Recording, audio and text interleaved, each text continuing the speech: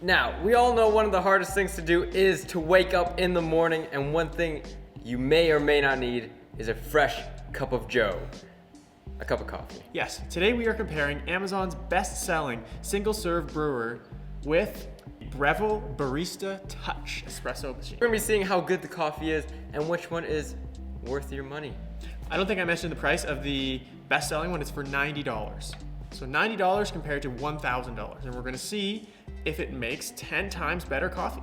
First up is, of course, the Keurig. Now, this one's pretty simple. It is one of those capsule coffee makers. You put in a capsule, wait for it to warm up, and it brews a cup of coffee within a minute. Now, a couple of disclaimers. To actually warm up the coffee machine takes about 3 minutes, which we're gonna do now. Yep. You just turned it on. So you can see, you load the water here. It has 48 ounces of water storage. Yep. You can make coffee in 3 sizes, 6, 8, and 10 ounces. Yep. And like you said, it takes about 3 minutes for the water to heat up, and then about a minute to create the coffee. Mm-hmm. Now that's a lot longer than the Breville, which takes 3 seconds to heat up the liquid inside, which is crazy. Yeah, no. Well, we're gonna get to that one in a second. Okay. In terms of build quality, it's made out of a durable hardened plastic. The mechanism to open it is pretty good. It looks like that's a pretty good mechanism. It's nice. So you put in the capsule, you let it do its thing. You got to take the capsule out, throw it out, and your coffee's ready. So you can't use coffee beans with this. You have to use ground coffee, which some people don't like because that takes away from the overall flavor of the coffee itself.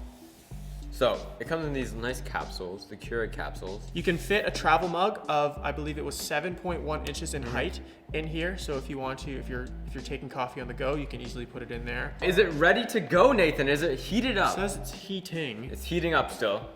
So it does take three-ish minutes to warm up its actual mechanism.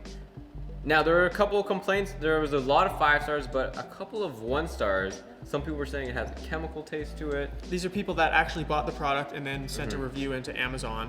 They said that after 1 use it was good, but then after 2 uses and 3 uses, they start getting a weird chemically taste, almost like the Keurig was kind of deteriorating inside and they were drinking the plastic and other materials that are in there, which is not good. Now, obviously that's not what Keurig intends to do. All right, here we go. The Keurig, it is warmed up. You can see by the buttons, they're glowing.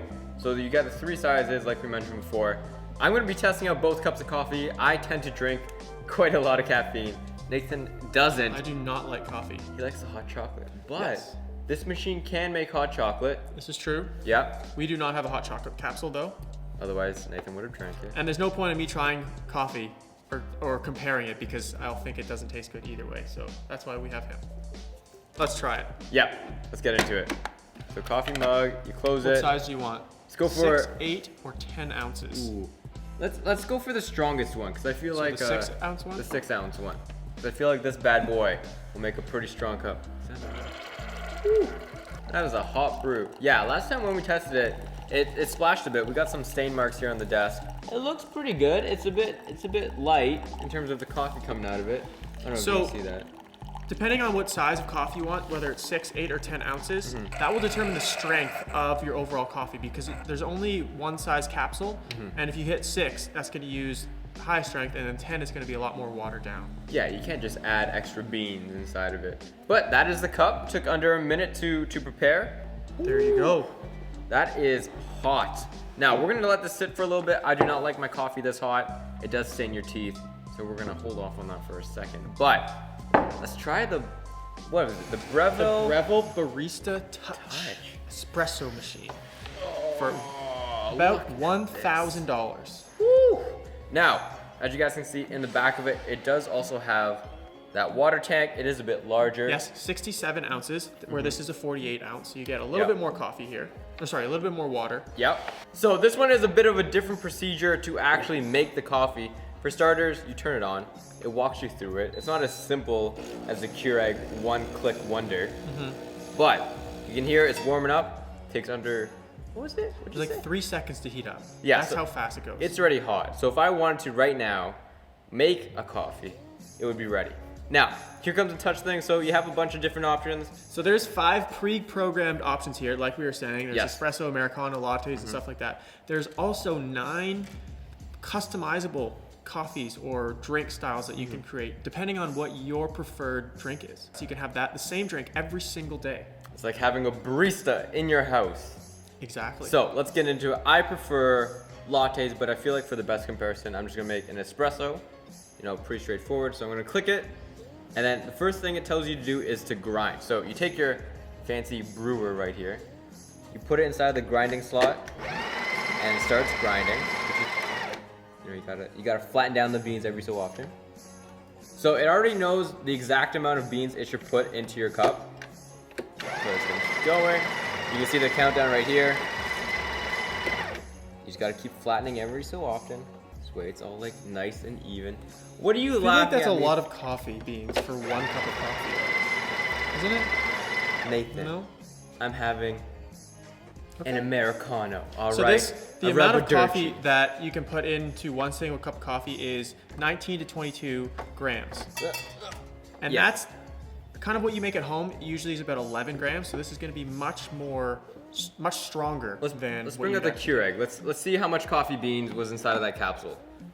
So, in terms of actual bean content, or in terms of grind content, you can see that the Keurig, for starters, is a lot smaller, but before you actually process it, it's about half of the actual volume inside of it is coffee beans.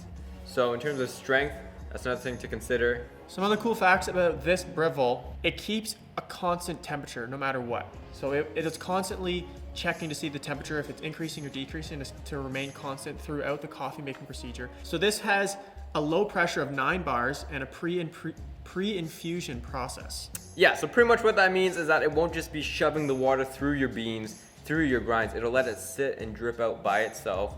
This way you get the best flavor. Nothing's rushed. So it's pretty straightforward. You take it, you insert it. I feel like I can't see.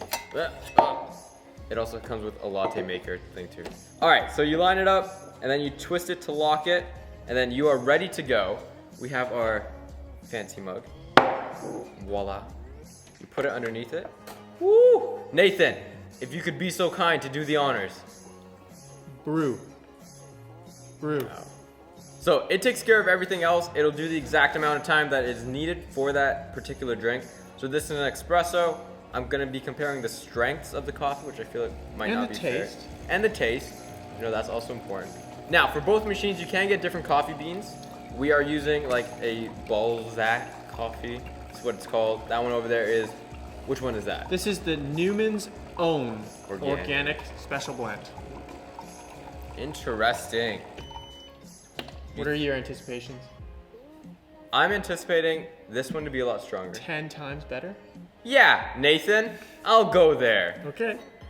Do you feel like we need to do a double brew just No, to make it 'cause the that's same little. coffee level? This is 6 ounces. Do you think this is the same height? Yeah, approximately. Approximately the same height. And then you just have to empty this after. Now, if you do want a latte, you can have like a steamer here, so you can make milk to, you know, latte temperature and stuff like that. It's pretty good, pretty good. Let's try it out.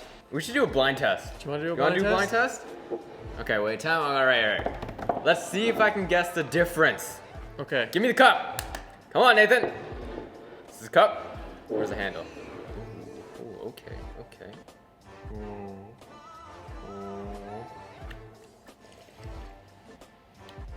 All right.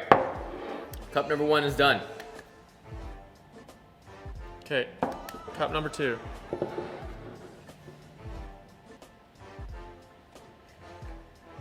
Is this the exact same cup? Oh man. I was hoping you would have noticed. Why wouldn't I notice? It tastes the exact same. And here's cup number 2. All right, here we go.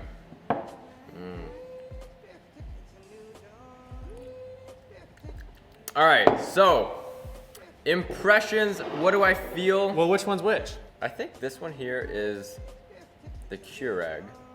Has a bit more of a chemically. It tastes burnt. You were wrong. No, I wasn't. Yeah, you are. Was I actually? Yeah. No. I'm just kidding. You're right. So this is the Breville, the one that he Made me drank feel first so and bad. second, and this is the Keurig one that he drank third. There is a difference in taste. Obviously, there's a very big difference in price. This one does have that burnt sort of flavor to it. I mean, the Keurig doesn't know what you're putting into it. It just knows heat up this water where it can roast anything.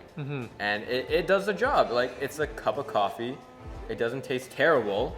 Do you think that this cup of coffee is 10 times better than this one?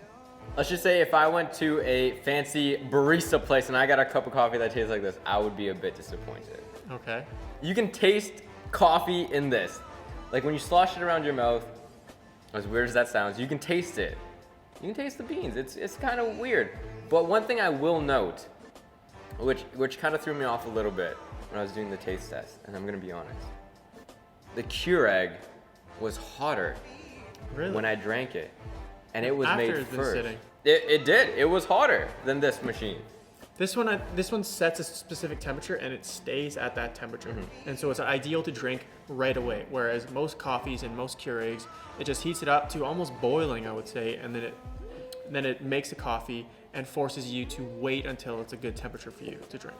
I'd give this one, if they were the exact same price, I would probably give this one a 2-star versus a 5-star if they were the same price. But because they're not the same price, the Keurig is also going to be a 4 to 5 star. It's a really good bang for your buck coffee machine if you're only drinking 1 cup of coffee. Not much maintenance on the coffee machine either. No other way to put it. With this one, I gotta take this thing out now. I gotta dump it out. I gotta clean it. You know, if you do a latte thing, you gotta clean this. You gotta fill up the beans. But if you are someone who likes coffee, it's like having a And wants to barista. spend $1,000 on a coffee machine? Or can spend $1,000 on a coffee machine. It's one for you.